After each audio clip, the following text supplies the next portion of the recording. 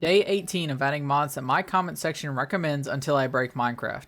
Today's mods are Stellarity and Eternal Starlight, suggested by avid Blowhigh Enjoyer. It's finally time to visit the end. I made some Eyes of Ender and we were off. Even the Eye of Ender throwing effect was awesome, which I think was from Stellarity, but it really could have been any of our mods. Eventually, I ended up in this cool sparse tree biome, and our Eyes of Ender started to go straight down.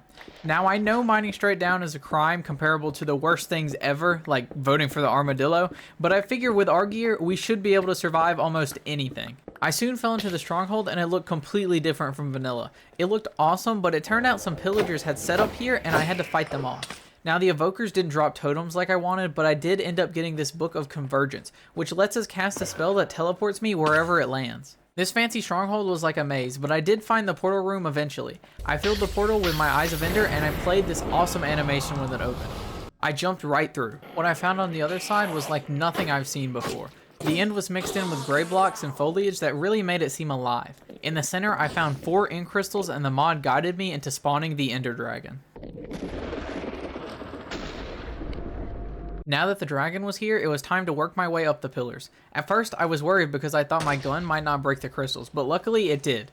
After that, it was a short few trips to the cage crystals and they were gone. I shot at the dragon for a long time, but my weapons didn't do much damage. After I got to a third of her health, she spawned 4 of the ink crystals back and her shield went up. Quickly, I made my way up the towers, but I had an idea. We could use the teleporting book to get up faster before she regenerates her health. The plan worked flawlessly, and I used it to get to each crystal. After that, I ran out of ammo, but I could see that the dragon was almost dead. I went back to my trusty sword and delivered the final blow.